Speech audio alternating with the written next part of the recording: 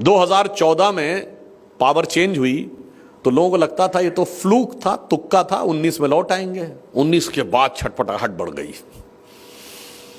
अब आप जाके चेक करिए, 2021 में पूरी दुनिया के कई इंस्टीट्यूशंस में कॉन्फ्रेंस होती है डिसमेंटलिंग ग्लोबल हिंदुत्व। फिर भारत में कॉन्फ्रेंस होती है 21, 22, 23 में इरेडिकेशन ऑफ सनातन धर्म। उसके बाद 2021 मार्च में एक हेनरी लूसी फाउंडेशन है जिसमें कि वो बाकायदा एक रिसर्च पेपर पब्लिश करते हैं कि हिंदू मेजॉरिटेरिज्म को कैसे कंटेन करना है, और उसके लिए लगभग $4 लाख का फंडिंग सिर्फ पेपर बनाने के लिए की जाती है, नॉट फॉर प्रोजेक्ट। तो उसमें आता है कि कास्ट डिवाइड को बढ़ाना है और इसके लिए कास्ट सेंसस के इशू को आगे बढ़ाना है। इसीलिए हमारी सरकार ने डिसीजन लिया कि कास्ट के आइडेंटिफिकेशन को डिस्ट्रक्टिव हाथों में नहीं जाने देना है, उसका पॉजिटिव और कंस्ट्रक्टिव यूज करना है। और इसीलिए मैं कहता हूं 2020 से पहले का उनका कोई डिमांड दिखा दीजिए। अब यह संयोग है या प्रयोग है, मैं सिर्फ आपके सामने फैक्ट्स रख रहा हूं which you can verify from your sources.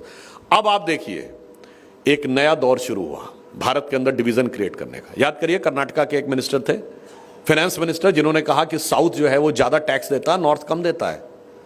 तो उनसे जर्नलिस्ट ने पूछा तो क्या अलग हो जाना चाहिए? हां, हम अलग होने की सोचेंगे, नॉर्थ साउथ के डिवाइड करो। उसके बाद क्या डायलॉग बोला तेलंगाना के सीएम ने बिहार के लोगों के लिए कि उनका डीएनए खराब है और हमारा डीएनए अच्छा है? क्या बोला तमिलनाडु के मिनिस्टर ने यूपी और बिहार के लोगों के लिए? हम किसी काम को छोटा बड़ा नहीं मानते, वो कहते हैं यहां सफाई करने के लिए आते हैं। अब आप देखिए, तमिल और हिंदी का कॉन्फ्लिक्ट 60s में सुना था। महाराष्ट्र में उत्तर भारतीय बनाम मराठी की बात हुई थी, पर मराठी बनाम हिंदी का टसल आप पहली बार देख रहे हैं। अब कन्नड़ बनाम हिंदी का टसल आप पहली बार देख रहे हैं। और मैं अभी से भविष्यवाणी कर रहा हूं, अगले 6 महीने में आप बांग्ला बनाम हिंदी का टसल देखेंगे, क्योंकि भारत को लड़ाना है, दक्षिण और उत्तर को लड़ाना है, प्रांतों को लड़ाना है, भाषाओं को लड़ाना है। और मजे की बात, जिन्होंने अपनी भाषा में कभी इंजीनियरिंग और मेडिकल पढ़ाया नहीं, वही लड़ाने के लिए लगे हुए हैं।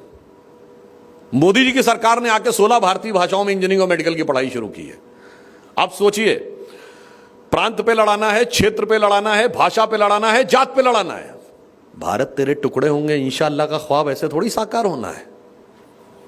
इसलिए यह चैलेंज हमारे लिए अंदर से है।